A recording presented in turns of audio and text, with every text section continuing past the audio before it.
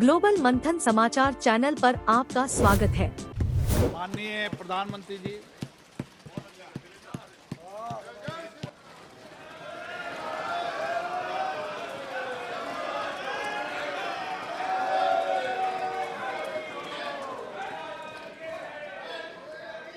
Please आपने बहिष्कार कर रखा है ना, तो आप जाइए प्लीज। ओके, प्लीज बैठ जाइए।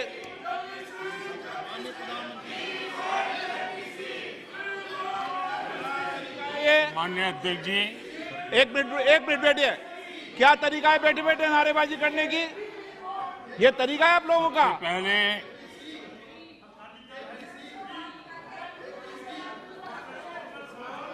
देखिए माननीय सदस्य, मैं पुनः आपको चेतावनी दे रहा हूं, नहीं तो मुझे नेम करना पड़ेगा आपको।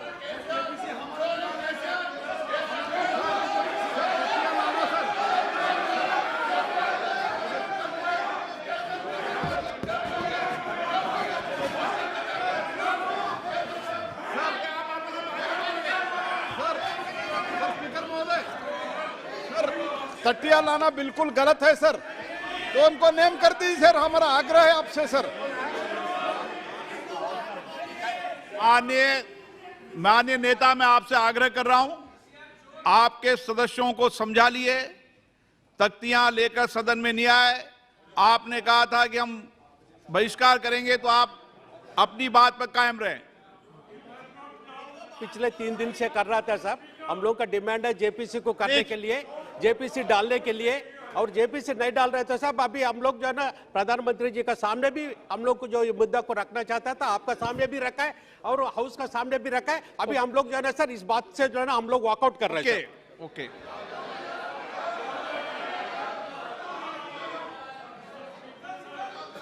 बैठ जाइए आप।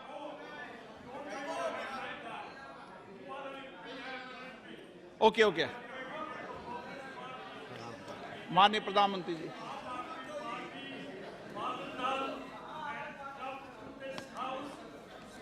आदरणीय अध्यक्ष जी, सबसे पहले बजट पे मैं राष्ट्रपति जी के अभिभाषण पर धन्यवाद करता हूं,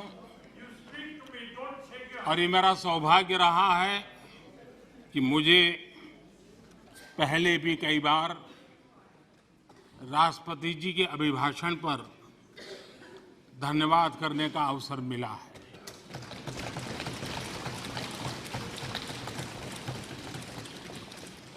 लेकिन इस बार मैं धन्यवाद के साथ साथ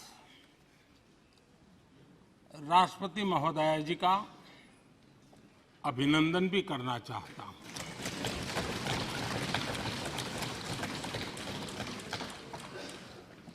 अपने विजनरी भाषण में राष्ट्रपति जी ने हम सबको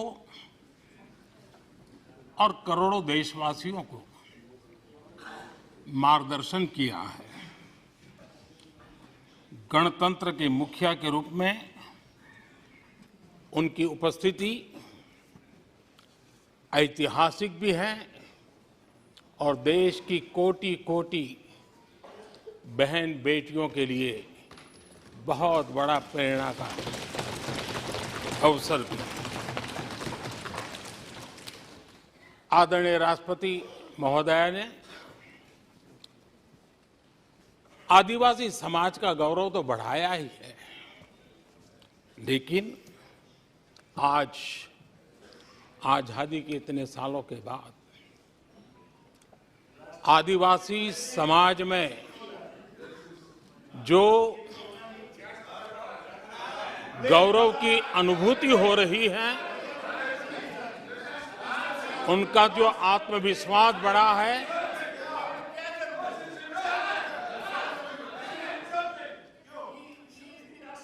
और इसके लिए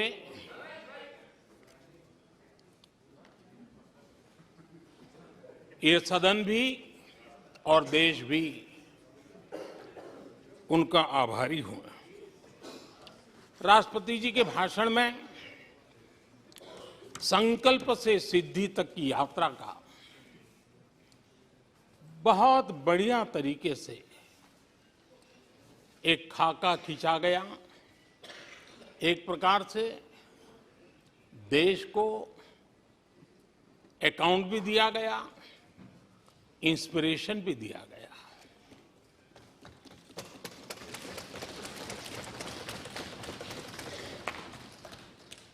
आदरणीय अध्यक्ष जी,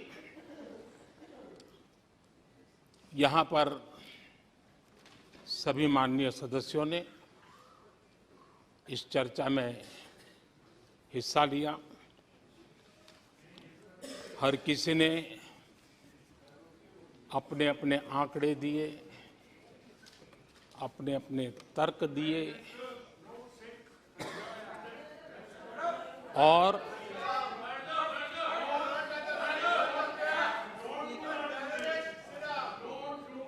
अपनी रुचि, प्रवृत्ति, प्रकृति के अनुसार सबने अपनी बातें रखी और जब इन बातों को गौर से सुनते हैं, उसे समझने का जब प्रयास करते हैं, तो ये भी ध्यान में आता है कि किसकी कितनी क्षमता है, किसकी कितनी योग्यता है, किसकी कितनी समझ है और किसका क्या इरादा है। ये सारी बातें प्रकट होती ही हैं और देश भली भांति तरीके से उसका मूल्यांकन भी करता है। मैं चर्चा में शामिल सभी माननीय सदस्यों का हृदय से आभार व्यक्त करता हूं, लेकिन मैं देख रहा था कल कुछ लोगों के भाषण के बाद पूरा इकोसिस्टम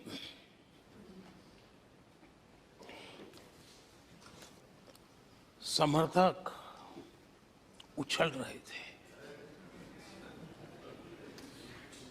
और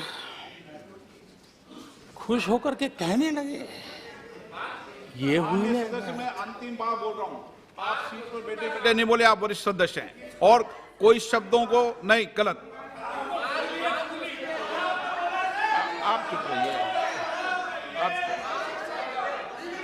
नो नो,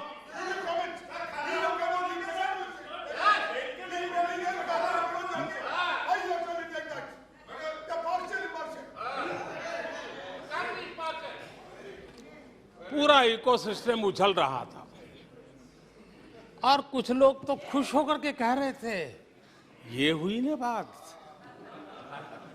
बड़ा शायद नींद भी अच्छी आई होगी, शायद आज उठ भी नहीं पाए होंगे।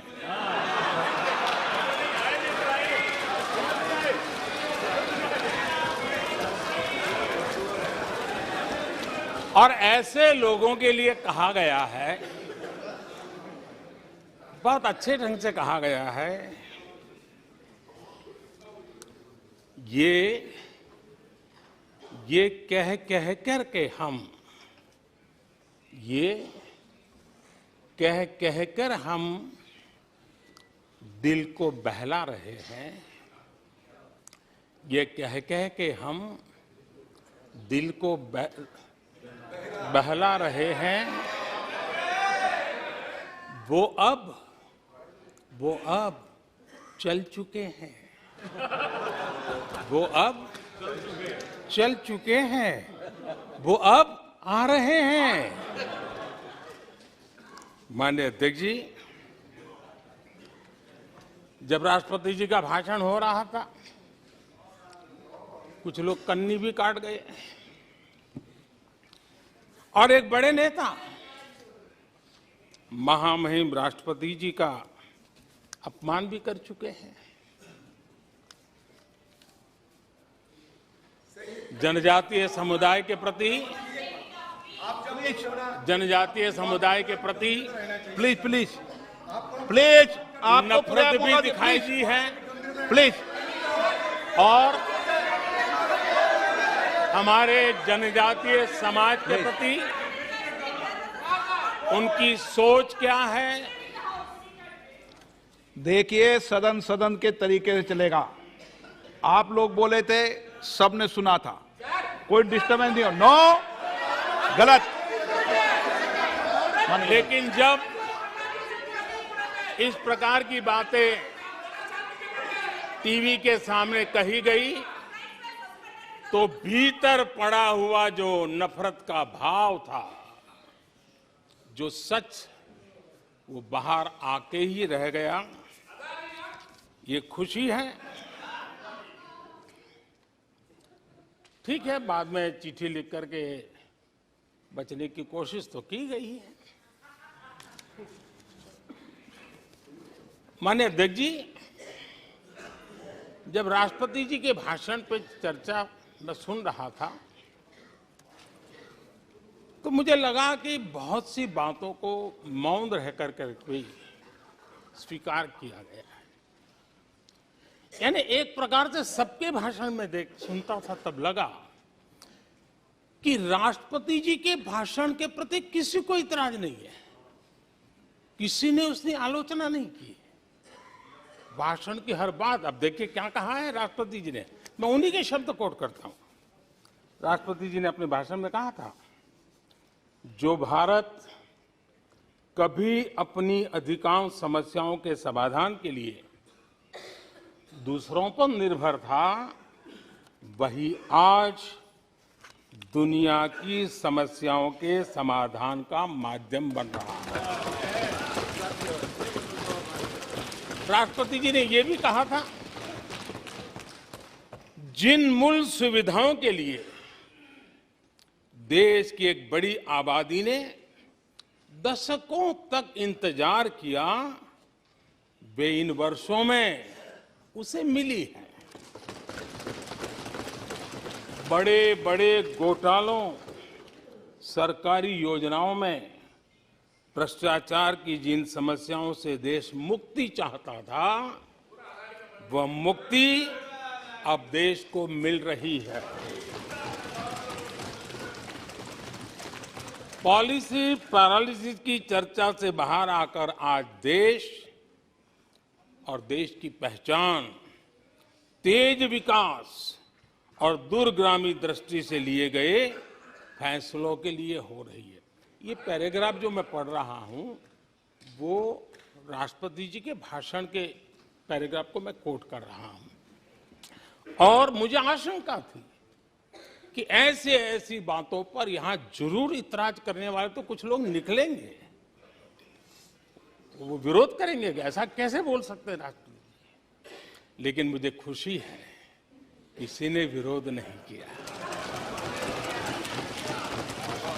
सबने स्वीकार किया, सबने स्वीकार किया। और माननीय अध्यक्ष जी, मैं 140 करोड़ देशवासियों का आभारी हूं कि सबके प्रयास के परिणाम आज इन सारी बातों को पूरे सदन में स्वीकृति मिली है। इससे बड़ा गौरव का विषय क्या हो सकता है। आदरणीय अध्यक्ष जी, सदन में हंसी मजाक, टीका टिप्पणी, नोक-झोंक, ये तो होता रहता है। लेकिन ये नहीं भूलना चाहिए कि आज राष्ट्र के रूप में गौरवपूर्ण अवसर हमारे सामने खड़े हैं। गौरव के क्षण हम जी रहे हैं। राष्ट्रपति जी के पूरे भाषण में जो बातें हैं, वो 140 करोड़ देशवासियों के सेलिब्रेशन का अवसर है। देश ने सेलिब्रेट किया है। माननीय अध्यक्ष जी, 100 साल में आई हुई ये भयंकर बीमारी, महामारी, दूसरी तरफ युद्ध की स्थिति, बटा हुआ विश्व, इस स्थिति में भी, इस संकट के माहौल में भी देश को जिस प्रकार से संभाला गया है, देश जिस प्रकार से संभला है, इससे पूरा देश आत्मविश्वास से भर रहा है, गौरव से भर रहा है। आदरणीय अध्यक्ष जी, चुनौतियों के बिना जीवन नहीं होता है, चुनौतियां तो आती हैं, लेकिन चुनौतियों से ज्यादा सामर्थ्यवान है 140 करोड़ देशवासियों का जज्बा। 140 करोड़ देशवासियों का सामर्थ्य चुनौतियों से भी ज्यादा मजबूत है, बड़ा है और सामर्थ्य से भरा हुआ है। इतनी बड़ी भयंकर महामारी, बटा हुआ विश्व, युद्ध के कारण हो रहे विनाश, अनेकों देशों में अस्थिरता का माहौल है, कई देशों में भीषण महंगाई है, बेरोजगारी, खाने पीने का संकट, और हमारे अड़ोस पड़ोस में भी जिस प्रकार से हालत बने हुई है, ऐसी स्थिति में माननीय अध्यक्ष जी, कौन हिंदुस्तानी इस बात पे गर्व नहीं करेगा कि ऐसे समय में भी देश दुनिया की 5वीं बड़ी अर्थव्यवस्था बना है।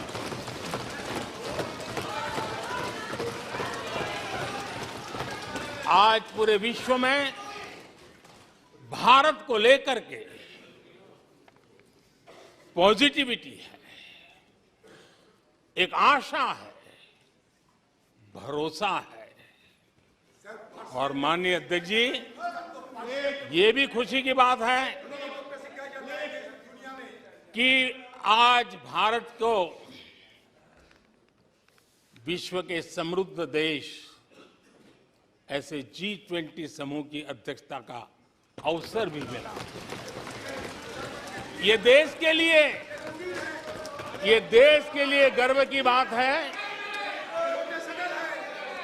ये देश के लिए गर्व की बात है, 140 करोड़ देशवासियों के लिए गौरव की बात है। लेकिन मुझे लगता है, पहले मुझे नहीं लगता था, लेकिन अभी लग रहा है शायद इससे भी कुछ लोगों को दुख हो रहा है। 140 करोड़ देशवासियों में किसी को दुख नहीं हो सकता है। वो आत्मनिरीक्षण करे, वो कौन लोग हैं जिसको इसका भी दुख हो रहा है। माननीय अध्यक्ष जी,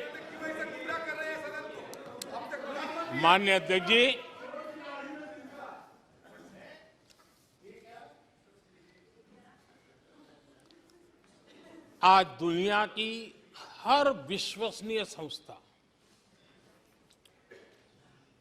सारे एक्सपर्ट्स जो वैश्विक प्रवाहों को बहुत गहराई से अध्ययन करते हैं, जो भविष्य का अच्छे से अनुमान भी लगा सकते हैं, उन सबको आज भारत के प्रति बहुत आशा है, विश्वास है और बहुत एक मात्रा में उमंग भी है। और आखिर ये सब क्यों? ऐसे ही तो नहीं है। आज पूरी दुनिया भारत की तरफ इस प्रकार से बड़ी आशा की नजरों से क्यों देख रही है? इसके पीछे कारण है। इसका उत्तर छिपा है भारत में आई स्थिरता में, भारत की वैश्विक साख में, भारत के बढ़ते सामर्थ्य में और भारत में बन रही नई संभावनाओं में। माननीय अध्यक्ष जी, हमारी रोजमर्रा की जिंदगी में जो बातें हो रही है, उसी को मैं अगर शब्दबद्ध करूं और कुछ बातें उदाहरण से समझाने की कोशिश करूं। अब आप देखिए, भारत में एक 2-3 दशक अस्थिरता के रहे, आज स्थिरता है, पॉलिटिकल स्टेबिलिटी है, स्टेबल गवर्नमेंट भी है और डिसिसिव गवर्नमेंट है।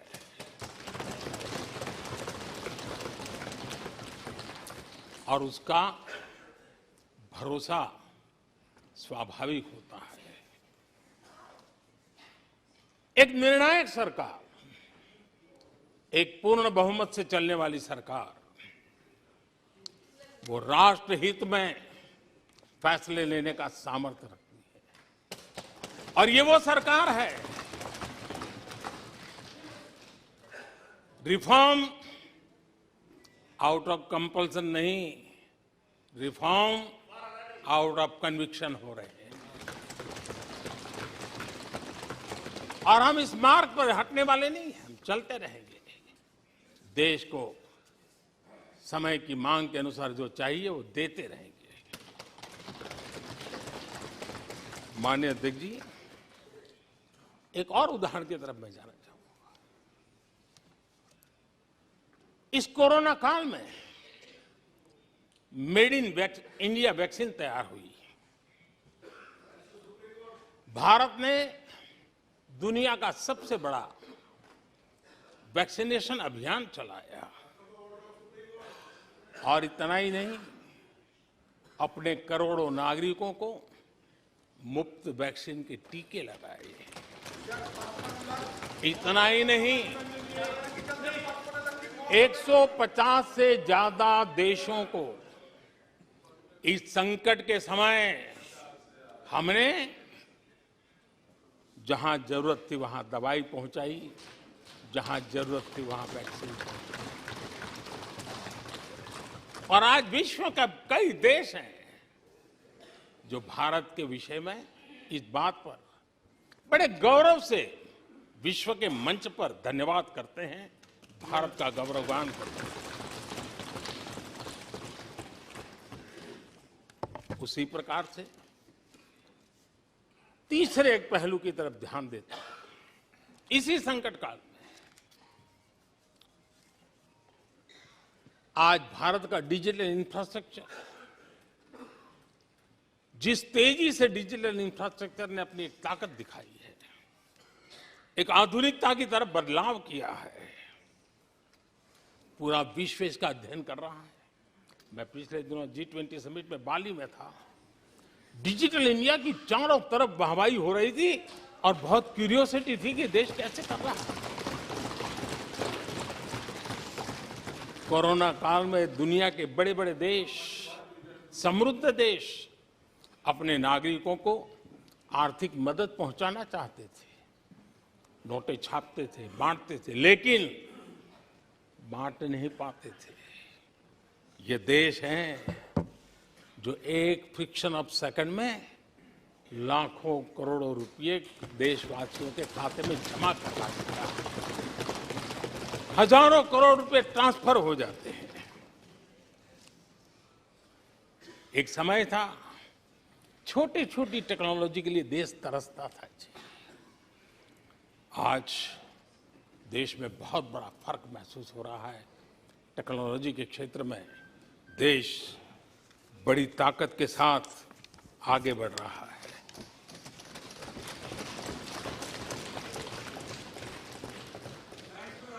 कोविन, दुनिया के लोग अपने वैक्सीनेशन का सर्टिफिकेट भी दे नहीं पाते जी। आज वैक्सीन लो, हमारे मोबाइल फोन पर हमारा सर्टिफिकेट दूसरी सेकंड पे अवेलेबल है। ये ताकत हमने दिखाई है। माननीय अध्यक्ष जी,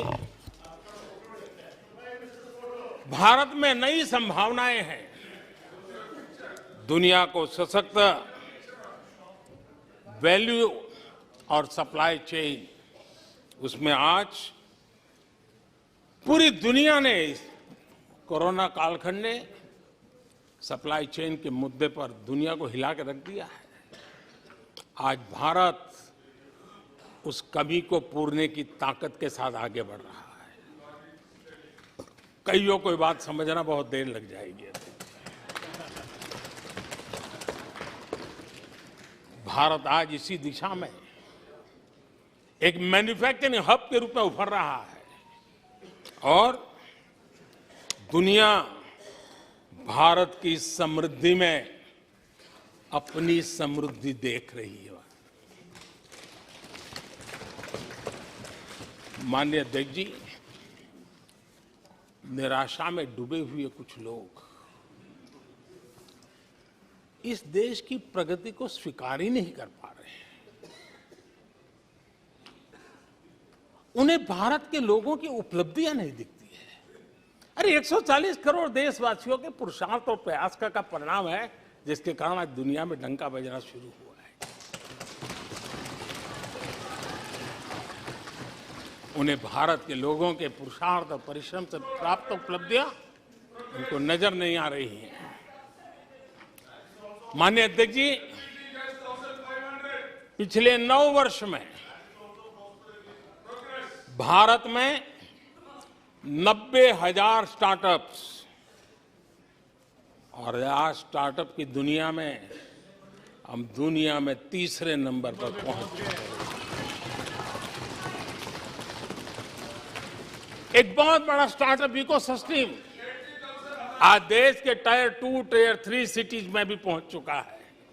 हिंदुस्तान के हर कोने में पहुंचा है। भारत के युवा सामर्थ्य की पहचान बनता जा रहा है। माननीय अध्यक्ष जी, इतने कम समय में और कोरोना के विकट कालखंड में 108 यूनिकॉर्न बने हैं और एक यूनिकॉर्न का मतलब होता है उसकी वैल्यू 6-7 हजार करोड़ से ज्यादा होती है। ये देश के नौजवानों ने करके दिखाया। माननीय अध्यक्ष जी, आज भारत दुनिया में मोबाइल मैन्युफैक्चरिंग में दुनिया में दूसरा बड़ा देश बन गया है। घरेलू विमान यात्री डोमेस्टिक एयर ट्रैफिक में आज विश्व में हम तीसरे नंबर पर पहुंच चुके हैं। एनर्जी कंजम्पशन प्रगति के एक मानदंड माना जाता है। आज भारत एनर्जी कंजम्पशन में दुनिया में एक कंज्यूमर के रूप में तीसरे नंबर पर हम पहुंच चुके हैं। रिन्यूएबल एनर्जी की कैपेसिटी में हम दुनिया में चौथे नंबर पर पहुंच चुके हैं। स्पोर्ट्स कभी हमारी कोई पूछ नहीं होती थी, कोई पूछता नहीं था। आज स्पोर्ट्स की दुनिया में हर स्तर पर भारत के खिलाड़ी अपना रुतबा दिखा रहे हैं, अपना सामर्थ्य दिखा रहे हैं। एजुकेशन समेत हर क्षेत्र में आज भारत आगे बढ़ रहा है। पहली बार, माननीय अध्यक्ष जी, गर्व होगा, पहली बार हायर एजुकेशन में एनरोलमेंट वालों की संख्या 4 करोड़ से ज्यादा हो गई। इतना ही नहीं, बेटियों की भी भागीदारी बराबर होती जा रही है।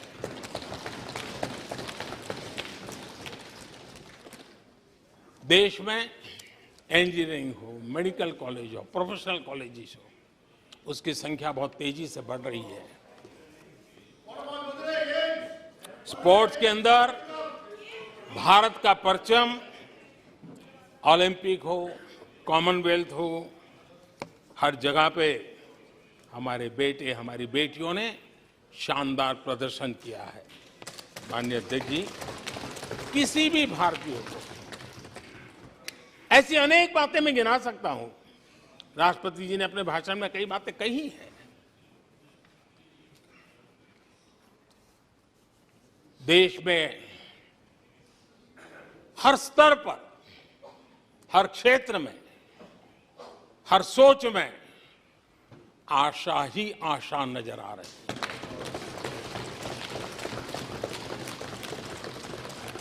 एक विश्वास से भरा हुआ देश है, सपने और संकल्प लेकर के चलने वाला देश है। लेकिन यहां कुछ लोग ऐसे निराशा में डूबे हैं, ऐसे निराशा में डूबे हैं। काका हाथरसी ने एक बड़ी मजेदार बात कही थी। काका हाथरसी ने कहा था, आगा पीछा देखकर क्यों होते गमगीन, जैसी जिसकी भावना वैसा दिखे सीन।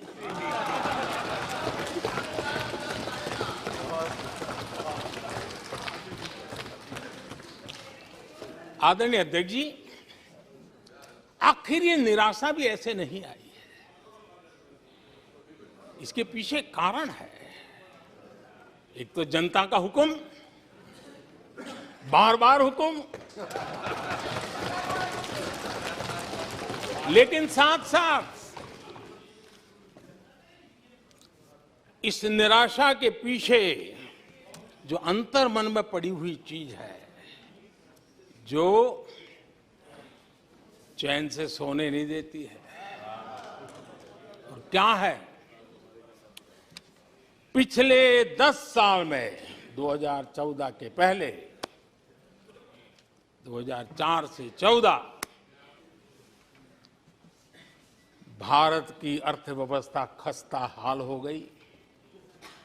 निराशा नहीं होगी तो क्या होगा? 10 साल में महंगाई डबल डिजिट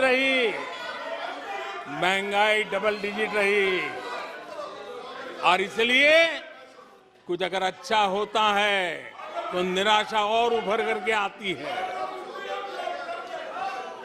और जिन्होंने बेरोजगारी दूर करने के वादे किए थे,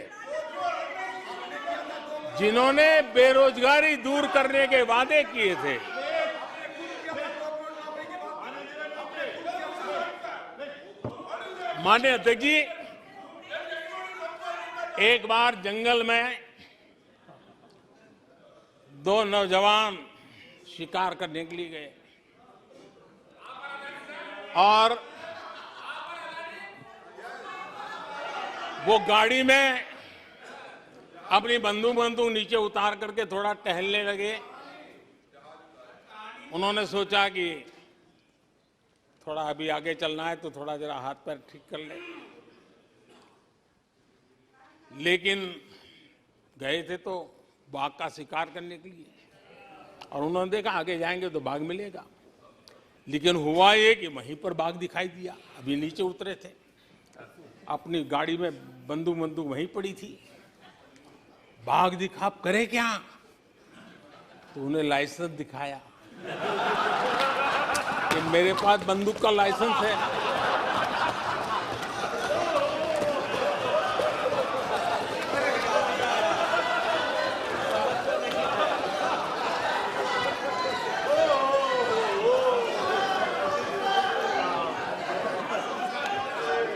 इन्होंने भी बेरोजगारी दूर करने के नाम पर एक कानून दिखाया, वो कानून बना दिया है।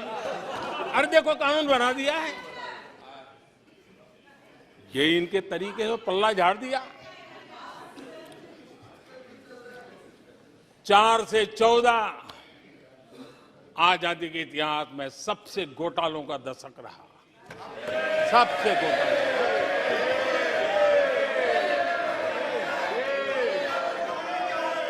वही 10 साल, यूपीए के वो 10 साल, कश्मीर से कन्याकुमारी,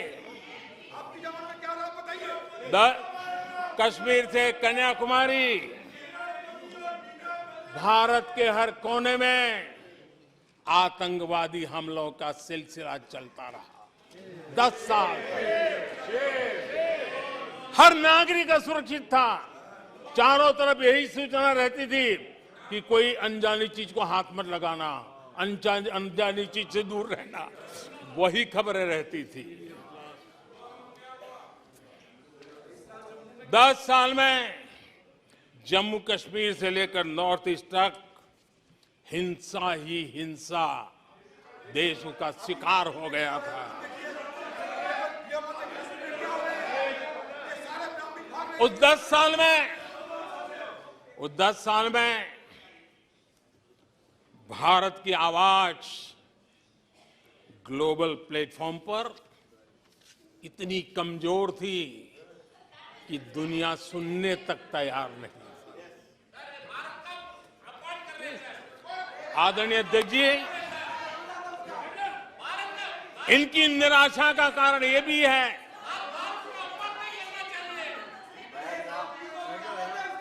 आज जब देश की क्षमता का परिचय हो रहा है, 140 करोड़ देशवासियों का सामर्थ्य खिल रहा है, खुल करके सामने आ रहा है। लेकिन देश का सामर्थ्य तो पहले भी था, लेकिन 4 से लेकर 14 तक इन्होंने वो अवसर गंवा दिया। और यूपीए की पहचान बन गई, हर मौके को मुसीबत में पलट दिया, हर मौके को मुसीबत में पलट दिया। जब टेक्नोलॉजी इंफॉर्मेशन का युग बड़ी तेजी से बढ़ रहा था, उछल रहा था, उसी समय ये 2G में फंसे रहे, मौका मुसीबत में।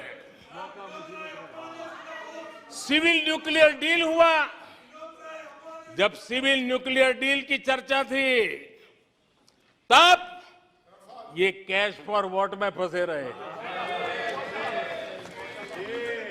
ये खेल चले। आदरणीय अध्यक्ष जी, 2010 में कॉमनवेल्थ गेम्स हुए।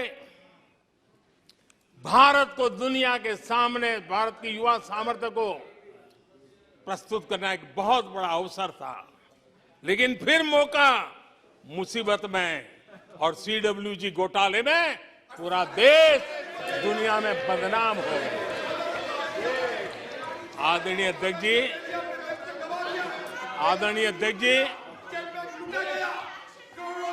सदी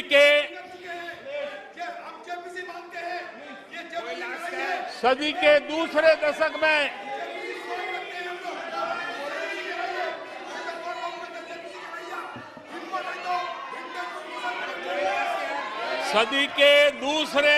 में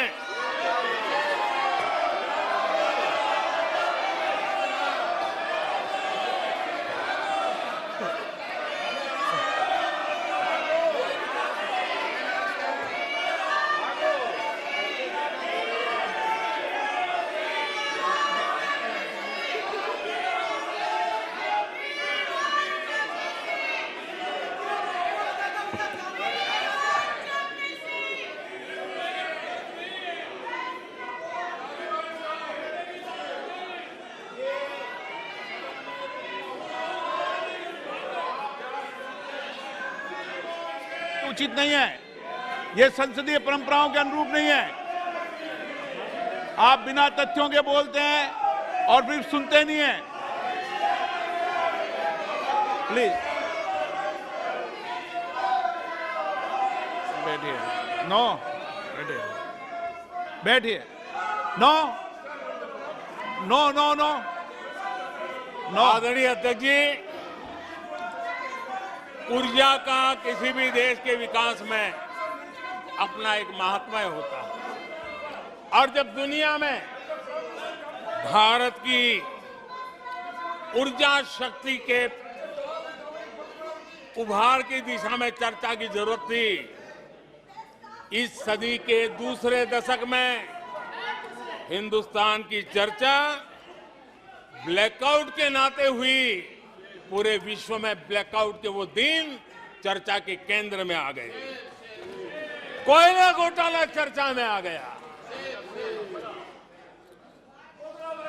आदरणीय अध्यक्ष जी, देश पर इतने आतंकी हमले हुए, 2008 के हमलों को कोई भूल नहीं सकता है, लेकिन आतंकवाद पर सीना तान कर, आंख में आंख मिला करके हमले करने का सामर्थ्य नहीं था, उसे चुनौती को चुनौती देने की ताकत नहीं थी, और उसके कारण आतंकवादियों के हौसले बुलंद होते गए और पूरा देश 10 साल तक खून बहता रहा मेरे देश के निर्दोष लोगों का।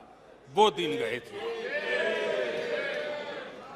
आदरणीय अध्यक्ष जी, जब एलओसी एलएसी भारत के सामर्थ्य की ताकत का अवसर रहता था, उस समय डिफेंस डील को लेकर के हेलीकॉप्टर घोटाले और सत्ता को कंट्रोल करने वाले लोगों के नाम उसमें चिन्हित हो गए। आदरणीय अध्यक्ष जी, जब देश के लिए जरूरत थी और निराशा के मूल में ये चीजें पड़ी हुई है, सब उभर करके आ रहा है। आदरणीय अध्यक्ष जी, इस बात को हिंदुस्तान हर पल याद रखेगा कि 2014 के पहले का जो दशक था, द लॉस्ट डेकेड के रूप में जाना जाएगा, और इस बात को इनकार नहीं कर सकते कि 2030 का जो दशक है, ये इंडिया डेकेड है पूरे विश्व के लिए। आदरणीय अध्यक्ष जी, थैंक यू शशि जी।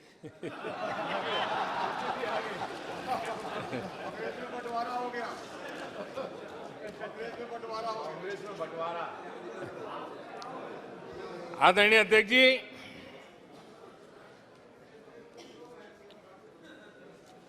लोकतंत्र में आलोचना का बहुत महत्व मैं मानता हूं, और मैं हमेशा मानता हूं कि भारत जो कि मदर ऑफ डेमोक्रेसी है,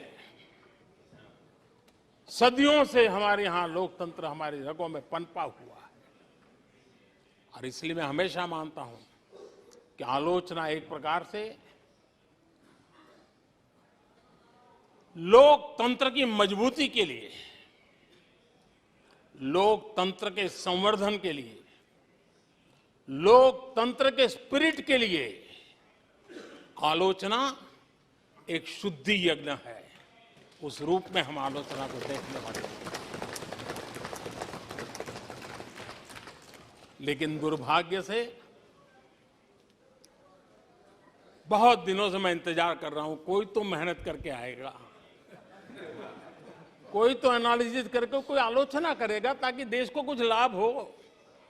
लेकिन 9 साल आलोचना ने आरोपों में गंवा दिए जिन्होंने, सिवाय आरोप, गाली गलौज, कुछ भी बोल दो, इसके सिवाय कुछ नहीं किया।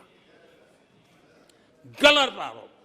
और हाल ये चुनाव हार जाओ, ईवीएम खराब, दे दो गाली। चुनाव हार जाओ, चुनाव आयोग को गाली दे दो। क्या तरीका है? अगर कोर्ट में फैसला पक्ष में नहीं आया तो सुप्रीम कोर्ट को गाली दे दो, उसकी आलोचना कर दो। अगर भ्रष्टाचार की जांच हो रही है, अगर भ्रष्टाचार की जांच हो रही है,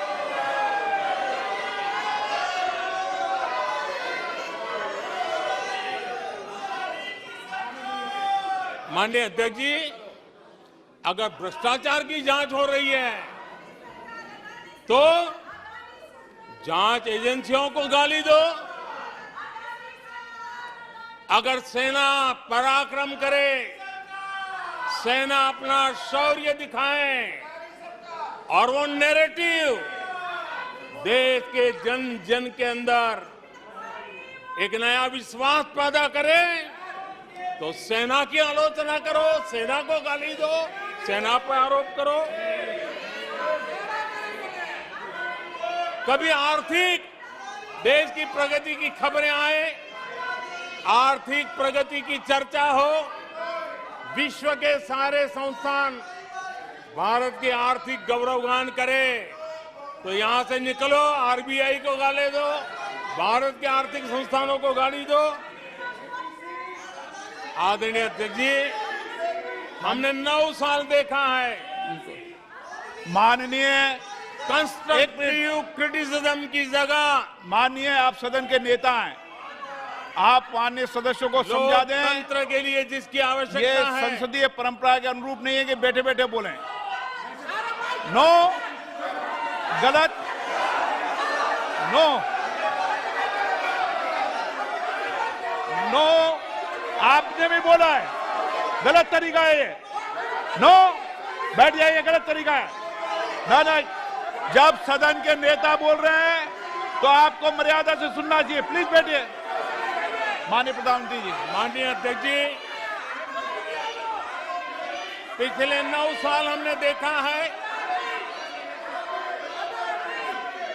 कुछ लोगों की बैंकरप्सी को देखा है कि कंस्ट्रक्टिव क्रिटिसिज्म की जगह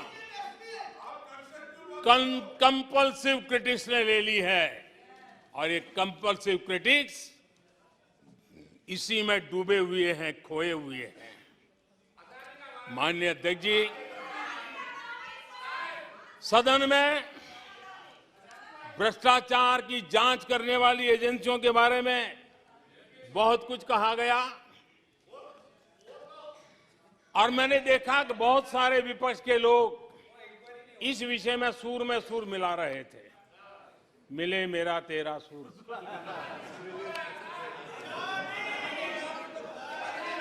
आदरणीय अध्यक्ष जी, मुझे लगता था देश की जनता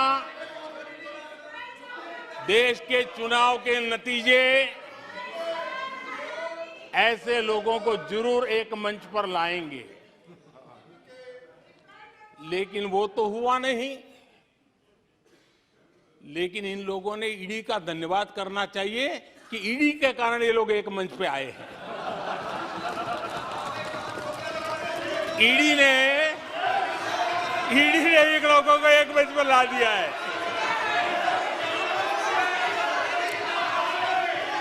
और इसलिए जो काम देश के मतदाता नहीं कर पाए,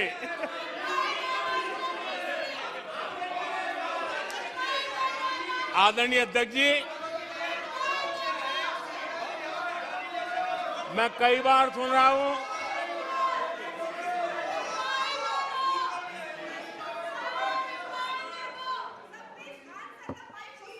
माननीय अध्यक्ष जी, मैं कई बार सुन रहा हूं यहां कुछ लोगों को हार्वर्ड स्टडी का बड़ा क्रेज है। हार्वर्ड स्टडी है, बड़ा क्रेज है।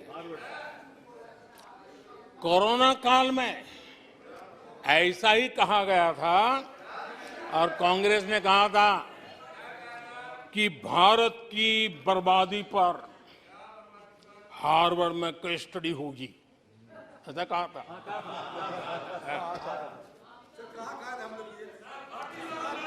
और कल फिर सदन में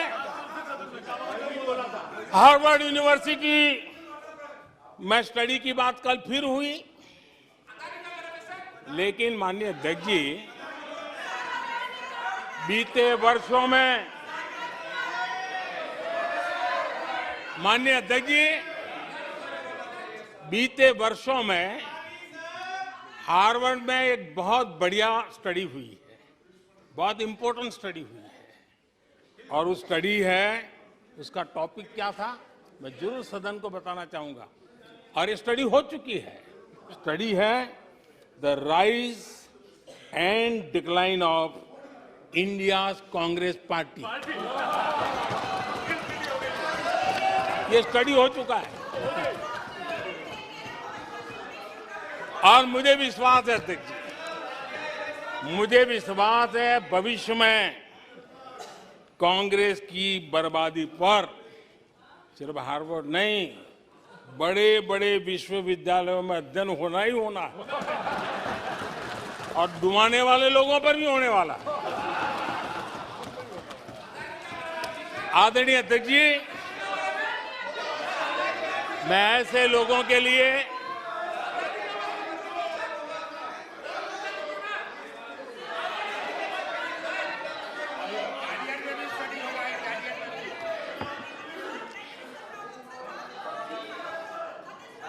आदरणीय अध्यक्ष जी, इस प्रकार के लोगों के लिए दुष्यंत कुमार ने बहुत बढ़िया बात कही है और दुष्यंत कुमार ने जो कहा है बहुत फिट बैठता है। उन्होंने कहा है तुम्हारे पांव के नीचे, तुम्हारे पांव के नीचे कोई जमीन नहीं, तुम्हारे पांव के नीचे कोई जमीन नहीं। कमाल ये है कि फिर भी तुम्हें यकीन नहीं।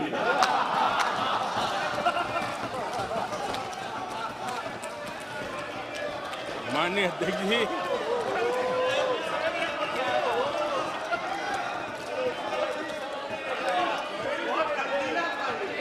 आदरणीय अध्यक्ष जी,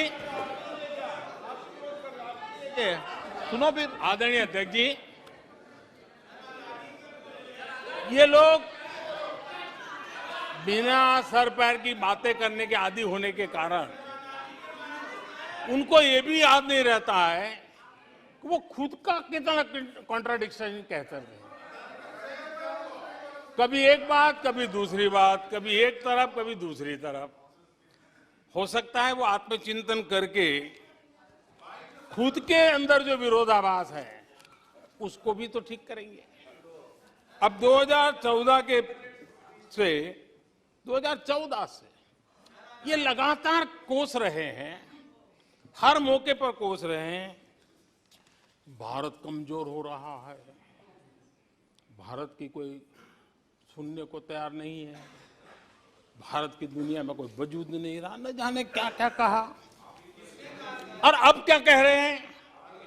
अब कह रहे हैं कि भारत इतना मजबूत हो गया है कि दूसरे देशों को दबकाकर फैसले करवा रहा है।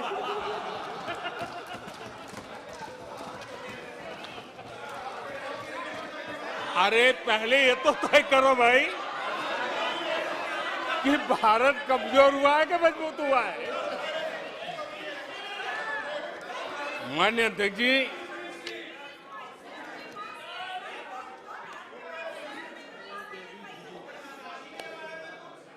माननीय अध्यक्ष जी, कोई भी जीवंत संगठन होता है, अगर एक जीवंत व्यवस्था होती है, जो जमीन से जुड़ी हुई व्यवस्था होती है, वे जनता जनार्दन में क्या चलता है लोगों के अंदर उसका चिंतन करता है, उससे कुछ सीखने की कोशिश करता है और अपनी राह भी समय रहते हुए बदलता रहता है। लेकिन जो अहंकार में डूबे होते हैं, जो बस सब कुछ हम ही को ज्ञान है, सब हमारा ये सही सही है, ऐसी जो सोच में जीते हैं, उनको लगता है कि मोदी को गाली दे करके ही हमारा रास्ता निकलेगा, मोदी पर झूठे अनाप शनाप कीचड़ उछाल करके ही रास्ता निकलेगा। अब 22 साल बीत गए, वो गलतफहमी पाल करके बैठे हुए हैं।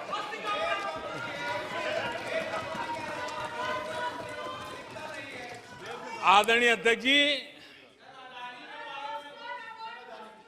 मोदी पे भरोसा अखबार की सुर्खियों से पैदा नहीं हुआ है। मोदी पे ये भरोसा टीवी पर चमकते चेहरों से नहीं हुआ है। जीवन खपा दिया है, पल पल खपा दी है, देश के लोगों के लिए खपा दी है, देश के उज्जवल भविष्य के लिए खपा दी है।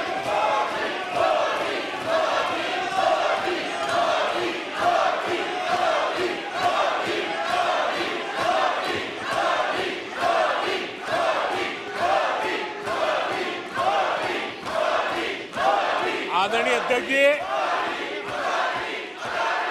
आदरणीय अध्यक्ष जी,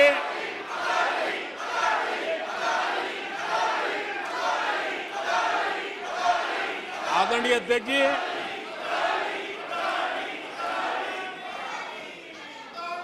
जो देशवासियों का मोदी पर भरोसा है, ये इनकी समझ के दायरे से बाहर है और समझ के दायरे से भी काफी ऊपर है।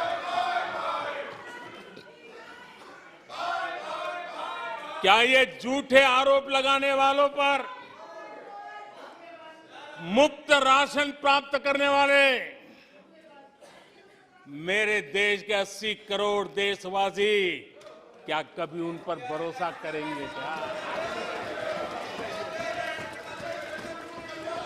आदरणीय अध्यक्ष जी, one nation one ration card देश भर में कहीं पर भी गरीब से गरीब को भी जब राशन मिल जाता है, वो आपकी झूठी बातों पर, आपके गलत गलीच आरोपों पर कैसे भरोसा करेगा? आदरणीय अध्यक्ष जी, जिस किसान के खाते में साल में 3 बार पीएम किसान सम्मान निधि के 11 करोड़ किसानों के खाते में पैसा जमा होते हैं, वो आपकी गालियां, आपके झूठे आरोपों पर विश्वास कैसा करेगा? आदरणीय अध्यक्ष जी, जो कल फुटपाथ पर जिंदगी जीने के लिए मजबूर था, जो झुग्गी झोपड़ी में जिंदगी बसर करता था, ऐसे 3 करोड़ से ज्यादा लोगों को पक्के घर मिले हैं। उनको तुम्हारी ये गालियां, ये तुम्हारे झूठी बातें क्यों वो भरोसा करेगा? अध्यक्ष जी, आदरणीय अध्यक्ष जी, 9 करोड़ लोगों को मुफ्त गैस का कनेक्शन मिला है, वो आपकी झूठ को कैसे स्वीकार करेगा? 11 करोड़ बहनों को इज्जत घर मिला है, शौचालय मिला है, वो आपके झूठ को कैसे स्वीकार करेगा? आदरणीय अध्यक्ष जी, आजादी के 75 साल बीत गए, 8 करोड़ परिवारों को आज नल से जल मिला है, वो माताएं तुम्हारे झूठ को कैसे स्वीकार करेगी? तुम्हारी गलतियों को, गालियों को कैसे स्वीकार करेगी? आयुष्मान भारत योजना से 2 करोड़ परिवारों को मदद पहुंची है, जिंदगी बच गई है उनकी। मुसीबत के समय मोदी काम आया है, तुम्हारी गालियां को वो कैसे स्वीकार करेगा? कैसे स्वीकार करेगा? आदरणीय अध्यक्ष जी, आपकी गालियां, आपके आरोपों को इन कोटि आदरणीय अध्यक्ष जी, आपकी गालियों को, आपके आरोपों को इन कोटि भारतीयों से होकर के गुजरना पड़ेगा, जिनको दशकों तक मुसीबतें में जिंदगी जीने के लिए तुमने मजबूर किया। आदरणीय अध्यक्ष जी, कुछ लोग अपने लिए, अपने परिवार के लिए बहुत कुछ तबाह करने पर लगे हुए हैं, अपने लिए, अपने परिवार के लिए जी रहे हैं। मोदी तो 25 करोड़ देशवासियों के परिवार का सदस्य है। आदरणीय अध्यक्ष जी, 140 करोड़ देशवासियों के आशीर्वाद, ये मेरा सबसे बड़ा सुरक्षा कवच है, और गालियों के शस्त्र से, झूठ के शस्त्रास्त्रों से इस सुरक्षा कवच को कभी तुम भेद नहीं सकते हो। वो विश्वास का सुरक्षा कवच है और इन शस्त्रों से तुम कभी भेद नहीं सकते हो। आदरणीय अध्यक्ष जी,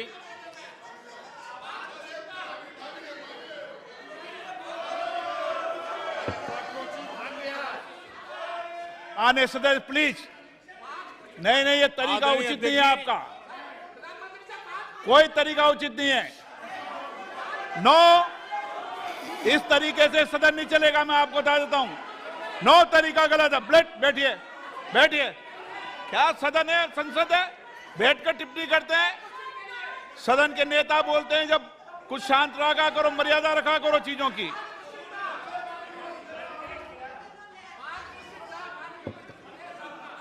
आदरणीय अध्यक्ष जी, हमारी सरकार कुछ बातों के लिए प्रतिबद्ध है। समाज के वंचित वर्ग को वरीयता, उस संकल्प को लेकर के हम जी रहे हैं, उस संकल्प को लेकर के चल रहे हैं। दशकों तक दलित, पिछड़े, आदिवासी जिस हालत में उनको छोड़ दिया गया था, वो सुधार नहीं आया जो संविधान निर्माताओं ने सोचा था, जो संविधान निर्माताओं ने निर्दिष्ट किया था।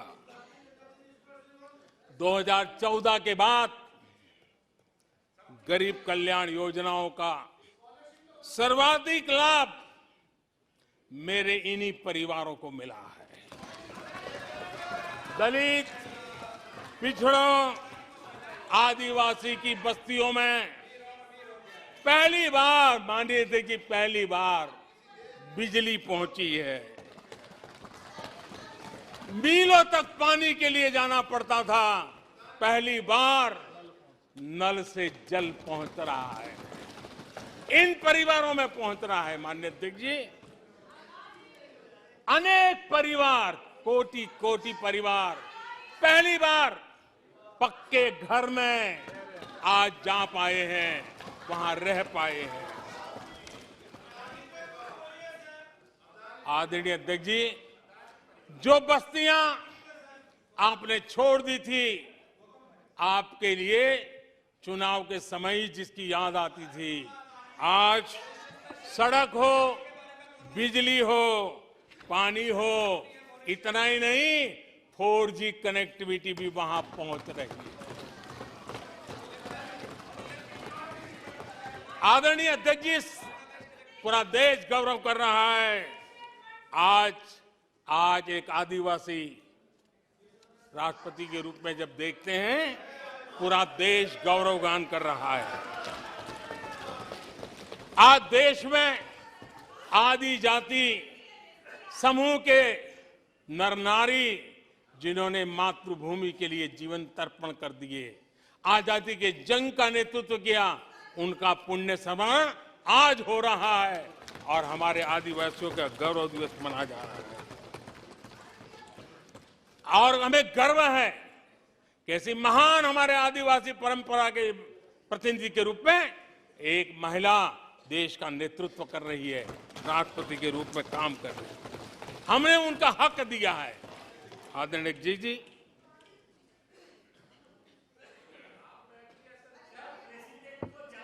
आदरणीय अध्यक्ष जी, हम पहली बार देख रहे हैं।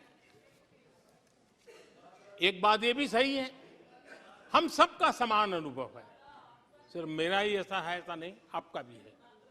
हम सब जानते हैं कि जब मां सशक्त होती है तो पूरा परिवार सशक्त होता है। जब मां सशक्त होती है तो परिवार सशक्त होता है, परिवार सशक्त होता है तो समाज सशक्त होता है, और तभी जाकर के देश सशक्त होता है। और मुझे संतोष है कि माताएं, बहनों, बेटियों को सबसे ज्यादा सेवा करने का सौभाग्य हमारी सरकार को मिला है। हर छोटी मुसीबत को दूर करने का प्रामाणिक पूर्वक प्रयास किया है। बड़ी संवेदनशीलता के साथ उस पर हमने ध्यान केंद्रित किया है। आदरणीय अध्यक्ष जी, कभी कभी मजाक उड़ाया जा रहा है, ऐसा कैसा प्रधानमंत्री है, लाल किले पर से टॉयलेट की बातें करता है, बड़ी मजाक उड़ाई गई। आदरणीय अध्यक्ष जी, ये टॉयलेट, ये इज्जतगार, इन मेरी माताओं बहनों की क्षमता, उनकी सुविधा, उनका सुरक्षा का सम्मान करने वाली बात है। इतना ही नहीं मानिए अध्यक्ष जी, जब मैं सैनिटरी पैड की बात करता हूं तो लोगों को लगता है अरे प्रधानमंत्री ऐसे विजय में क्यों जाते हैं। माननीय अध्यक्ष जी, सैनिटरी पैड्स के अभाव में गरीब बहन बेटियों के अपमान सहती थी, बीमारियों का शिकार हो जाती थी। माताओं बहनों को धुएं में दिन के कई घंटे बिताने पड़ते थे, उनका जीवन धुएं फंसा रहता था, उसे मुक्ति दिलाने का काम उन गरीब माताओं बहनों को करने का सौभाग्य हमें मिला है। जिंदगी खप जाती थी, आधा समय पानी के लिए, आधा समय केरोसिन की लाइन के अंदर खपे रहते थे। आज उससे मुक्ति देने का संतोष, उन माताओं बहनों को मुक्ति देने का संतोष।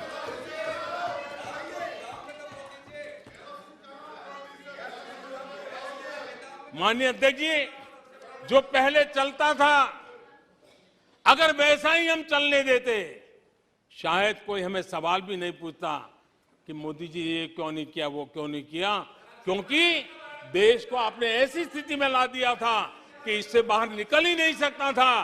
वैसी निराशा में देश को झोंक कर रखा हुआ था।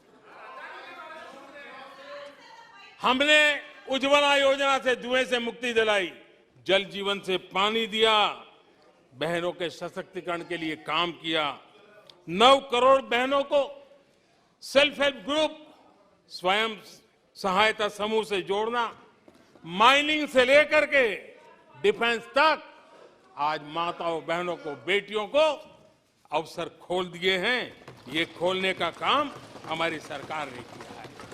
आदरणीय अध्यक्ष जी, इस बात को हम याद करें, वोट बैंक की राजनीति ने देश के सामर्थ्य को कभी कभी बहुत बड़ा गहरा धक्का पहुंचाया है, और उसी का परिणाम है कि देश में जो होना चाहिए, जो समय पे होना चाहिए था, उसमें काफी देर हो गई। आप देखिए, मध्यम वर्ग, लंबे समय तक मध्यम वर्ग को पूरी तरह नकार दिया गया, उसकी तरफ देखा तक नहीं गया। एक प्रकार से वो मान के चला कि हमारा कोई नहीं, अपने ही बलबूते पर जो हो सकता है करते चलो। वो अपनी पूरी शक्ति बेचारा खपा देता था। लेकिन हमारी सरकार, एनडीए सरकार ने मध्यम वर्ग की ईमानदारी को पहचाना है, उन्हें सुरक्षा प्रदान की है, और आज हमारा परिश्रमी मध्यम वर्ग देश को नई ऊंचाई पर ले जा रहा है। सरकार के विभिन्न योजनाओं से मध्यम वर्ग को कितना लाभ हुआ है, माननीय अध्यक्ष जी, मैं उदाहरण देता हूं। 2014 से पहले जीबी डेटा, क्योंकि आज युग बदल चुका है, ऑनलाइन दुनिया चल रही है, हर एक के हाथ में मोबाइल पड़ा हुआ है, कुछ लोगों के जेब फटे हुए हो तो भी मोबाइल तो होता ही है। आदरणीय अध्यक्ष जी, 2014 के पहले जीबी डेटा की कीमत 250 रुपया थी, आज सिर्फ 10 रुपया, आज सिर्फ 10 रुपया। आदरणीय अध्यक्ष जी, एवरेज हमारे देश में एक नागरिक एवरेज 20 जीबी का उपयोग करता है। अगर उस हिसाब को मैं लगाऊं तो एवरेज एक व्यक्ति का 5,000 रुपया बचता है। आदरणीय अध्यक्ष जी, 5,000 रुपया बचता है। आदरणीय अध्यक्ष जी, जन औषधि स्टोर आज पूरे देश में आकर्षण का कारण बने हैं, क्योंकि मध्यम वर्ग का परिवार, उसको अगर परिवार में सीनियर सिटीजन है, डायबिटीज जैसी बीमारी है, तो 1,000, 2,000, 2,500, 3,000 की दवाई हर महीना लेनी पड़ती है। जन औषधि केंद्र में जो दवाई बाजार में 100 रुपए में मिलती है, जन औषधि में 10 रुपए 20 रुपए में मिलती है, आज 20,000 करोड़ रुपया मध्यम वर्ग का जन औषधि के कारण बचा है। माननीय अध्यक्ष जी, हर मध्यम वर्गीय परिवार की एक सपना रहता है खुद का घर बने, और अर्बन इलाके में होम लोन के लिए बड़ी व्यवस्था करने का काम हमने किया, और रेरा का कानून बनाने के कारण जो कभी इस प्रकार के तत्व मध्यम वर्ग की मेहनत की कमाई को सालों तक डुबो कर रख देते थे, उसमें से मुक्ति दिला करके उसको एक नया विश्वास देने का काम हमने किया, और उसके कारण खुद का घर बनाने की उसकी सहूलियत बढ़ गई है। आदरणीय अध्यक्ष जी, हर मध्यम वर्गीय परिवार को अपने बच्चों के भविष्य के लिए, उसके उच्च शिक्षा के लिए उसके मन में रहता है, मंसूबा रहता है। वो चाहता है आज जितनी मात्रा में मेडिकल कॉलेजेस हो, इंजीनियरिंग कॉलेज हो, प्रोफेशनल कॉलेजों की संख्या बढ़ाई गई है, सीटें बढ़ाई गई हैं, उसने मध्यम वर्ग के एस्पिरेशन को बहुत उत्तम तरीके से एड्रेस किया है। उसको विश्वास होने लगा है कि उनके बच्चों का उज्जवल भविष्य निर्धारित है। आदरणीय अध्यक्ष जी, देश को आगे बढ़ाना है तो भारत को आधुनिकता की तरफ गए बिना कोई चारा नहीं, और समय की मांग है कि अब समय नहीं गवा सकते, और इसलिए हमने इंफ्रास्ट्रक्चर की तरफ बहुत बड़ा ध्यान दिया है। और ये भी माने स्वीकार रखा, भारत की एक जमाने में पहचान थी गुलामी के कालखंड के पहले, गुलामी के कालखंड के पहले ये देश आर्किटेक्चर के लिए, इंफ्रास्ट्रक्चर के लिए दुनिया में उसकी एक ताकत थी, पहचान थी। गुलामी के कालखंड में सारा नष्ट हो गया। देश आजाद होने के बाद वो दिन दोबारा में आएगा ऐसी आशा थी, लेकिन वो भी समय बीत गया। जो होना चाहिए था, जिस गति से होना चाहिए, जिस स्केल से होना चाहिए था, वो हम नहीं कर पाए। आज उसमें बहुत बड़ा बदलाव इस दशक में देखा जा रहा है। सड़क हो, समुद्री मार्ग हो, व्यापार हो, वाटरवेज हो, हर क्षेत्र में आज इंफ्रास्ट्रक्चर का कायाकल्प देख रहा है। हाईवे पर रिकॉर्ड निवेश हो रहा है। माननीय अध्यक्ष जी, दुनिया भर में आज चौड़ी सड़कों की बात होती थी, भारत में चौड़ी सड़कें, हाईवे, एक्सप्रेसवे आज देश की नई पीढ़ी देख रही है।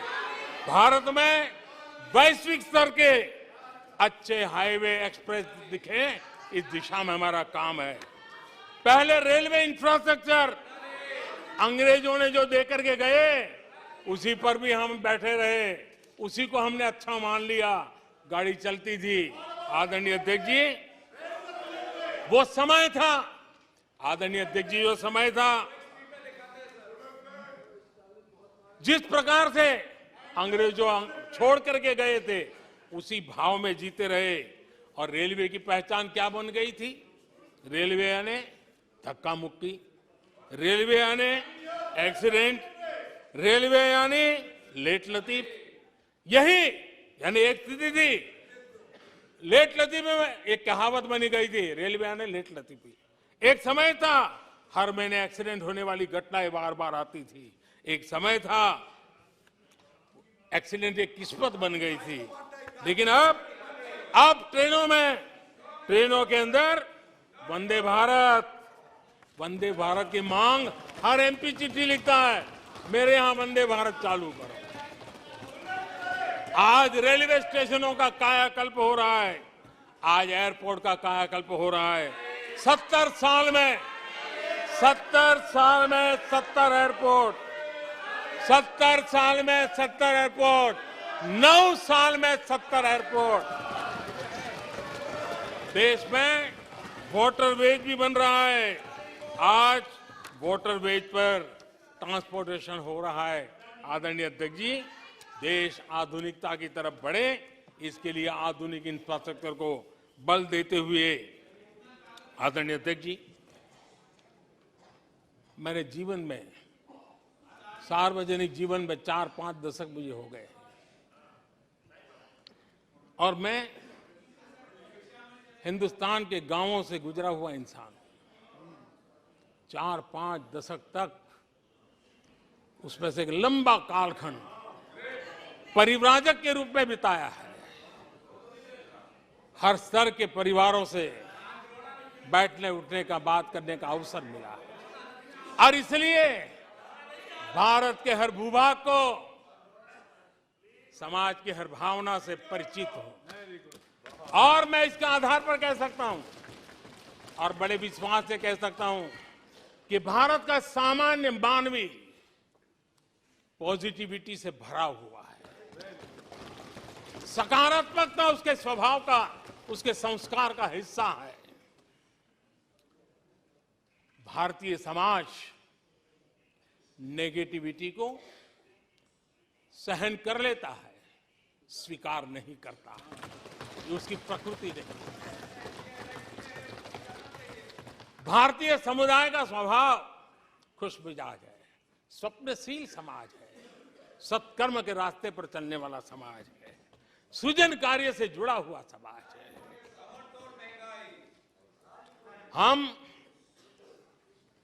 मैं आज कहना चाहूंगा, जो लोग सपने लेकर के बैठे हैं कि कभी यहां बैठते थे, फिर कभी मौका मिलेगा, ऐसे लोग जरा 50 बार सोचें, अपने तौर तरीकों पर जरा पुनर्विचार करें। लोकतंत्र में आपको भी आत्मचिंतन करने की आवश्यकता है। आधार आज डिजिटल लेन देन का सबसे बड़ा महत्वपूर्ण अंग बन गया।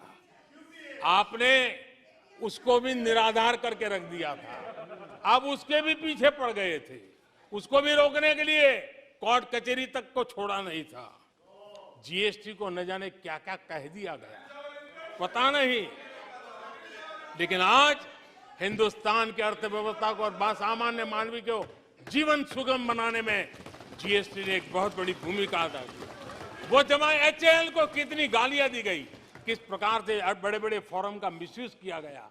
आज एशिया का सबसे बड़ा हेलीकॉप्टर बनाने वाला हब बन चुका है, जहां से तेजस हवाई जहाज सैकड़ों की संख्या में बन रहे हैं। भारतीय सेना के हजारों करोड़ रुपए का ऑर्डर आज एचएएल के पास है। भारत के अंदर आज वाइब्रेंट डिफेंस इंडस्ट्री आगे आ रही है। आज भारत डिफेंस एक्सपोर्ट करने लगा है। माननीय अध्यक्ष जी, हिंदुस्तान के हर नौजवान को गर्व होता है। निराशा में डूबे हुए लोगों से अपेक्षा नहीं है। आदरणीय अध्यक्ष जी, आप जानते हैं भली भांति, समय सिद्ध कर रहा है, जो कभी यहां बैठते थे वो वहां जाने के बाद भी फेल हुए हैं। वहां जाने के बाद भी फेल हुए और देश पास होता जा रहा है, डिस्टिंक्शन पे जा रहा है। और इसलिए समय की मांग है कि आज निराशा में डूबे हुए लोग थोड़ा स्वस्थ मन रख के आत्मचिंतन करें। आदरणीय अध्यक्ष जी, यहां जम्मू कश्मीर की भी चर्चा हुई, जम्मू कश्मीर की भी चर्चा हुई, और जो अभी अभी जम्मू कश्मीर घूम करके आए, उन्होंने देखा होगा कितने आन बान शान के साथ आप जम्मू कश्मीर में जा सकते, घूम सकते, फिर सकते। आदरणीय अध्यक्ष जी, पिछली शताब्दी के उत्तरार्ध में, आदरणीय अध्यक्ष जी, पिछली शताब्दी के उत्तरार्ध में मैं भी जम्मू कश्मीर में यात्रा लेके गया था और लाल चौक में तिरंगा फहराने का संकल्प लेकर के चला था। और तब आतंकवादियों ने पोस्टर लगाए थे, आतंकवादियों ने पोस्टर लगाए थे उस समय, और कहा था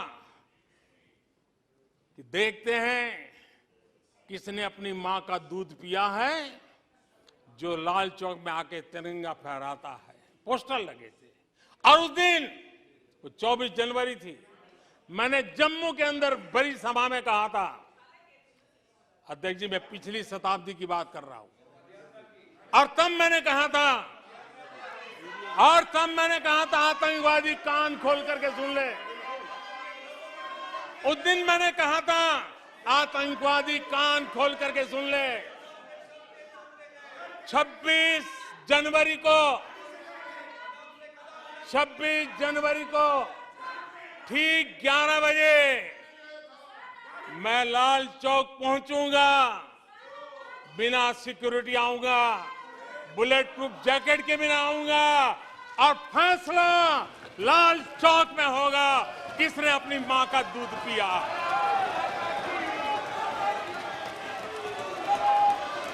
वह समय था माननीय अध्यक्ष जी। और जब श्रीनगर के लाल चौक में तिरंगा फहराया, उसके बाद मैंने मीडिया के लोग पूछने लगे, मैंने कहा था कि आमतौर पर तो 15 अगस्त और 26 जनवरी को जब भारत का तिरंगा लहराता है तो भारत के आयुध, भारत के बारूद सलामी देते हैं, आवाज करके देते हैं। मैंने कहा आज जब मैं लाल चौक के अंदर तिरंगा फहरा हूं, दुश्मन देश का बारूद भी सलामी कर रहा है, गोलियां चला रहा था, बंदूकें बम फोड़ रहा था। आदरणीय अध्यक्ष जी, आज जो शांति आई है, आज चैन से जा सकते हैं, सैकड़ों की तादाद में जा सकते हैं। ये माहौल और पर्यटन की दुनिया में कई दशकों के बाद सारे रिकॉर्ड जम्मू कश्मीर ने तोड़े हैं। आज जम्मू कश्मीर में लोकतंत्र का उत्सव मनाया जा रहा है। आदरणीय अध्यक्ष जी, आज जम्मू कश्मीर में हर घर तिरंगा का सफल कार्यक्रम होते हैं। मुझे खुशी है, कुछ लोग हैं जो कभी कहते थे तिरंगे से शांति बिगड़ने का खतरा लगता था, कुछ लोगों को ऐसा कहते थे कि तिरंगे से जम्मू कश्मीर में शांति बिगड़ने का खतरा लगता था। वक्त देखिए, वक्त का मजा देखिए, अब वो भी तिरंगा यात्रा में शरीक हो रहे हैं।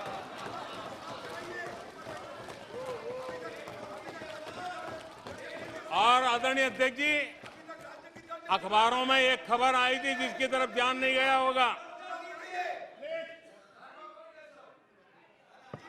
आदरणीय अध्यक्ष जी, उसी समय अखबारों में एक खबर आई थी क्योंकि लोग टीवी में चमकने की कोशिश में लगे थे, लेकिन उसी समय श्रीनगर के अंदर दशकों बाद थिएटर हाउसफुल चल रहे थे।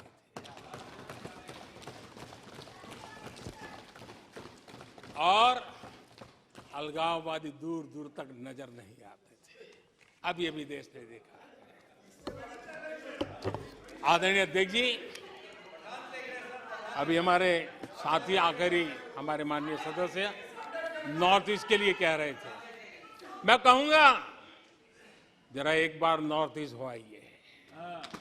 आपके जमाने का नॉर्थ ईस्ट और आज के जमाने का नॉर्थ ईस्ट देखिए।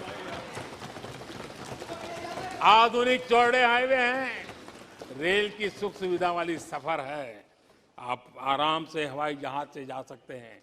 नॉर्थ ईस्ट के हर कोने में आज बड़ी, और मैं गर्व के साथ कहता हूं, आजादी का 75 साल मना रहे हैं, तब मैं गर्व से कहता हूं 9 साल में करीब 7500 7,500 7,500 जो हथियार के रास्ते पे चल पड़े थे, ऐसे लोगों ने सरेंडर किया और अलगाववादी प्रवृत्ति छोड़ करके मुख्य धारा में आने का काम किया है। आदरणीय अध्यक्ष जी, आज त्रिपुरा में लाखों परिवारों को पक्का घर मिला है, उसकी खुशी में मुझे शरीक होने का अवसर मिला। जब मैंने मैंने त्रिपुरा में हीरा योजना की बात कही थी, तब मैंने कहा था हाईवे, हाईवे, रेलवे और एयरवे, ये हीरा का आज सफलतापूर्वक त्रिपुरा की धरती पर मजबूती नजर आ रही है। त्रिपुरा तेज गति से आज भारत की विकास यात्रा का भागीदार बना है। आदरणीय अध्यक्ष जी, मैं जानता हूं सच सुनने के लिए भी बहुत सामर्थ्य लगता है। आदरणीय अध्यक्ष जी, झूठे गंदे आरोपों को सुनने के लिए भी बहुत बड़ा धैर्य लगता है और मैं इन सबका अभिनंदन करता हूं जिन्होंने धैर्य के साथ गंदी से गंदी बातें सुनने का ताकत दिखाई है। ये अभिनंदन के अधिकारी हैं। लेकिन जो सच सुनने का सामर्थ्य नहीं रखते हैं, वो कितनी निराशा की गर्त में डूब चुके होंगे, इसका देश आज सबूत देख रहा है। माननीय अध्यक्ष जी,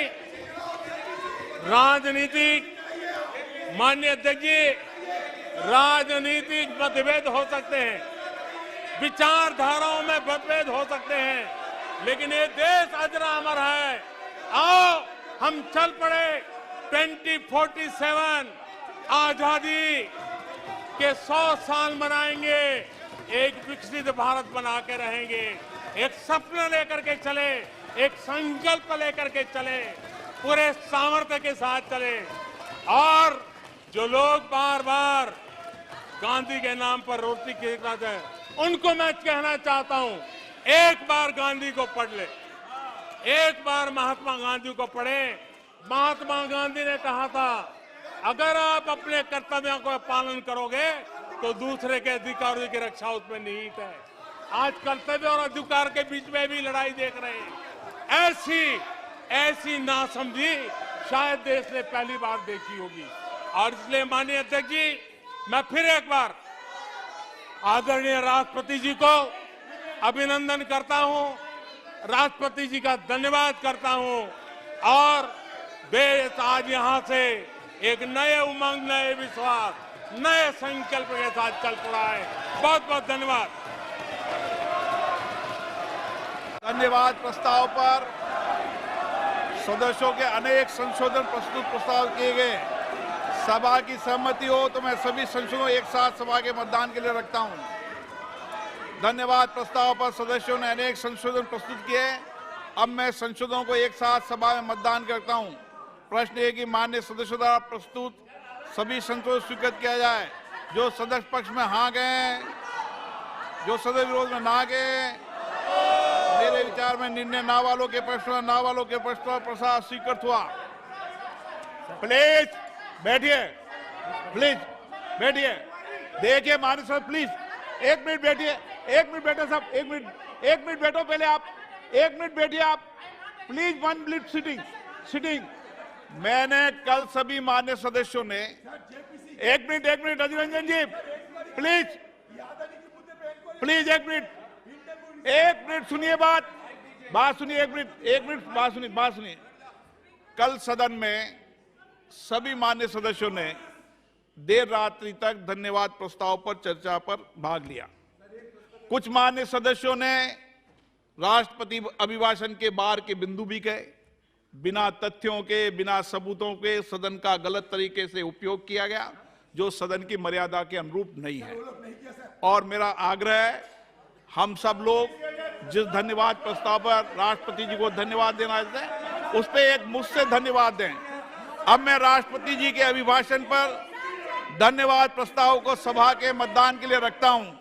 प्रश्न है कि राष्ट्रपति की सेवा में निम्नलिखित शब्दों में एक समावेदन प्रस्तुत किया जाए कि इस सत्र में समवेत लोकसभा के सदस्य राष्ट्रपति के उस अभिभाषण के लिए जो उन्होंने 31 जनवरी 2023 को एक साथ समवेत संसद की दोनों सभाओं के समक्ष देने की कृपा की, उनके अत्यंत आभारी हैं। जो सदस्य पक्ष में वहां गए, मेरे विचार में निर्णय हाँ वालों के पक्ष में, हाँ वालों के पक्ष में प्रस्ताव स्वीकृत हुआ।